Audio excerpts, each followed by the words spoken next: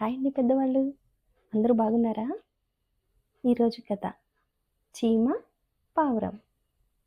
కథలోకి వెళదాం. ఒక అందమైన సెలయేరు. దాని దగ్గరలోనే ఒక పెద్ద చెట్టు. ఆ చెట్టు మీద ఒక బుజ్జి పావురం నివసిస్తుంది. ఒకరోజు ఆ పావురం ఎందుకో అనుకోకుండా చెట్టు మించి చూస్తుండగా ఒక చీమ ఆ సెలయేరులో కొట్టుకుపోతూ కనిపించింది. వెంటనే ఆ పావురం ఒక ఆకుని తీసి ఆ చీమ దగ్గరలో పడేలాగా వేసింది. వెంటనే ఆ చీమ జాగ్రత్తగా ఆ ఆకు మీదకి ఎక్కేసి తన ప్రాణాల్ని కాపాడుకుని ఆ వాగులోనే ముందుకు సాగిపోయింది.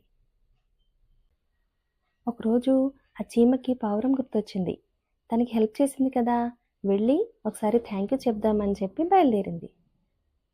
ఇంతలో ఒక వేటగాడు విల్లు ఎక్కుపెట్టి పావురంని కొట్టడానికి పొదల మాట దాక్కుని చూస్తూ ఉన్నాడు.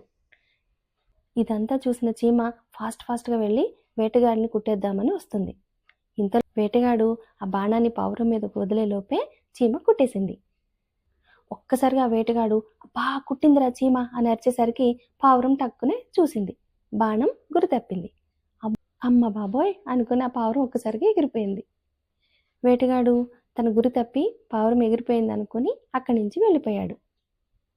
పావురం చీమని చూసి తన్ని కాపాడినందుకు థ్యాంక్ యూ అని చెప్పింది.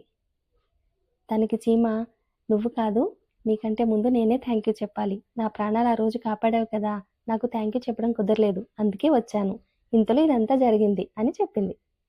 అప్పటినుంచి చీమ, పావురం ఇద్దరూ చాలా ఫ్రెండ్లీగా ఉన్నాయి.